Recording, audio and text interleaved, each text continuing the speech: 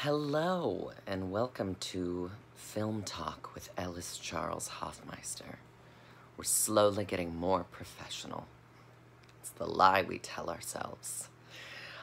So one of the big film news pieces in the last couple of days is that I believe Paramount is looking to do a Vertigo remake with Robert Downey Jr. Those are all three things I love separately. Vertigo, one of my all-time favorite movies. I would argue it's the best film of all time. Sorry, Sight and Sound. To when Citizen Kane was in front. I still have not seen Jean Dielman, so I need to. But I like it more than Citizen Kane and think it's amazing.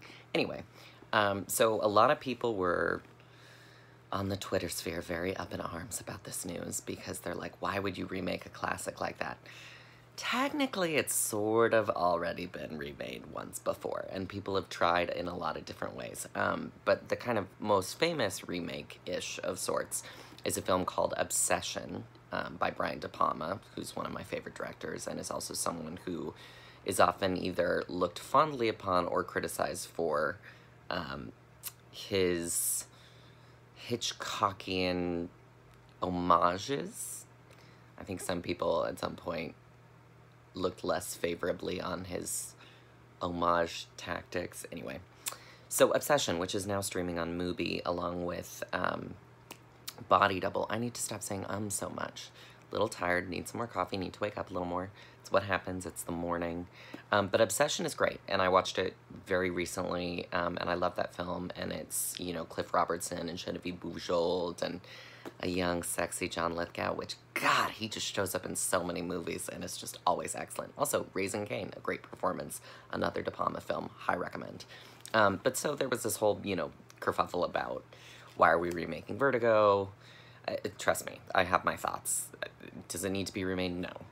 Robert Downey Jr., that is a choice, but you know what? Jimmy Stewart in that role was something, so I'm gonna leave that open and just see where those chips land.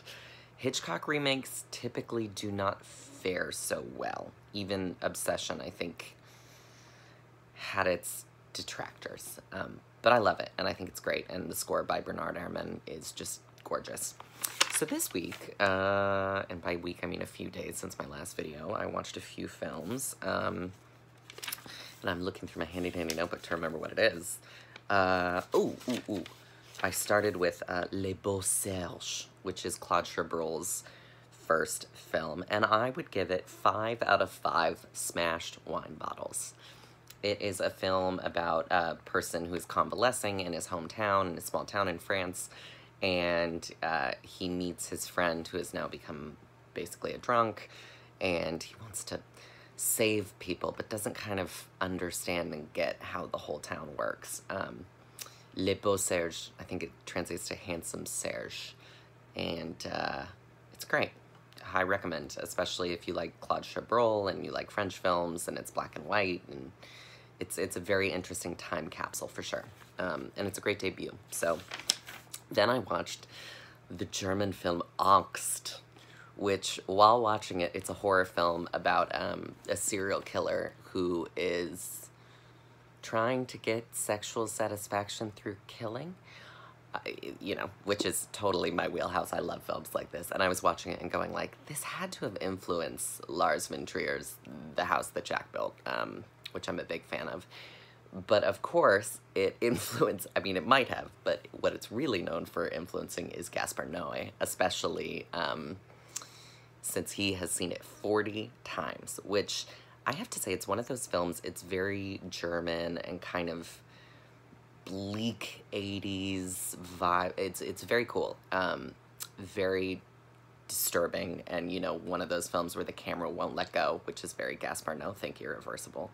And you're just sitting there going like, God, while watching it, but it's very cool. It also has a lot of kind of swinging camera movements, also very Irreversible, and has camera work that is very,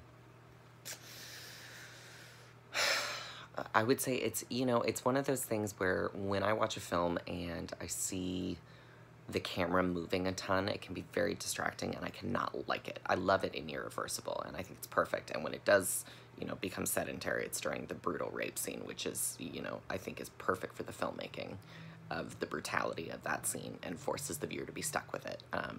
There's another film I saw recently that also had that same tactic where it forced the camera to stay still, and then it forces kind of the viewer to be trapped with the situation that's going on for disturbing effect. And I'm not going to say what it was, but I'm just going to say it was great. You have to figure that out on your own. A Sundance winner. So, you know, I think that camera movement can be very important. I mean, it's super important. Camera movement, sound, it's all super important. But Onyx was one of those films where the way the camera moves and where the camera is placed is so jarring that it makes the film, you know, a masterpiece. I would call it, I mean, you know, reviewing it, I would say I would give it 4 out of 5 post-murder sweaty sink baths. And then yesterday I had a very interesting film day. I watched Death Spa, which is just a delight. If you're not a horror fan, there's not much for you here for this video, but you get a little bit of science fiction, and Les Beaux-Arts is just like a drama. It's like a French drama. But I watched Death Spa, which I would give 5 out of 5 workout dance numbers. It's like an 80s West Hollywood, like sexy spa that turns out, you know, has something going on. Oh, but there's also a lot of architecture porn in it, which is a lot of fun. But Death Spa, my friends recommended it to me, and it is so fun. It's streaming on Tubi.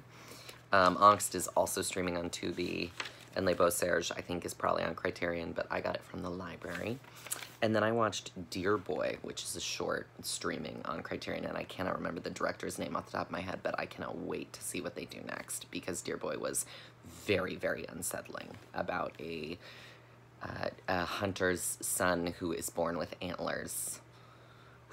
It was unsettling, but it was beautiful, beautifully shot. It's like an 18-minute short film. And I need to be better about watching short films, so I try to watch more, especially as I'm making them. And then I watched a classic that I have never seen the whole way through. I'd seen most of it because I'm a huge Paul Verhoeven fan, and he's one of my favorite directors. But I saw RoboCop finally for the first time, which is hilarious. And it's also hilarious that I would argue Verhoeven understands American culture better than a lot of American filmmakers, and he understands our obsessions with violence and sex and how they are just seeping through our culture, especially also like a military state, and you know, which he explores with Starship Troopers, which is the only one of his other films, I think, of his features that I haven't seen. Also, funny enough, almost all of Verhoeven's American films have had sequels made of them, or remakes. I think there's also gonna be, I think I saw someone was saying there's gonna be a Starship Troopers remake or something. I was like, okay, please don't do that. But we saw how the RoboCop one went, and we saw how the Total Recall remake went. And by that, I mean I didn't see either of them. Good for those filmmakers, but I don't think, you know, it's sometimes hard when you have a master like Verhoeven or Hitchcock or someone that is such a master of their craft, where, you know, remaking them is such a big, ugh. Like, my worst fear is someone remaking Jaws. You know, but also there have been remakes that I've quite enjoyed. I enjoy Rob Zombie's Halloween, and Halloween is one of my favorite films, so, you know, and I even enjoy the Fog remake, even though, you know, it's nowhere near as great as the original. Anyway, I'm just kind of rambling about that, but, yeah, I would give RoboCop 5 out of 5 toxic waste villains being smashed down by a car. So I will end it there, and y'all have a great week. Oh my gosh, this is 9 minutes and 30 seconds. I'm so sorry, but then again, if you're still watching, that's on you. Okay, love you, bye.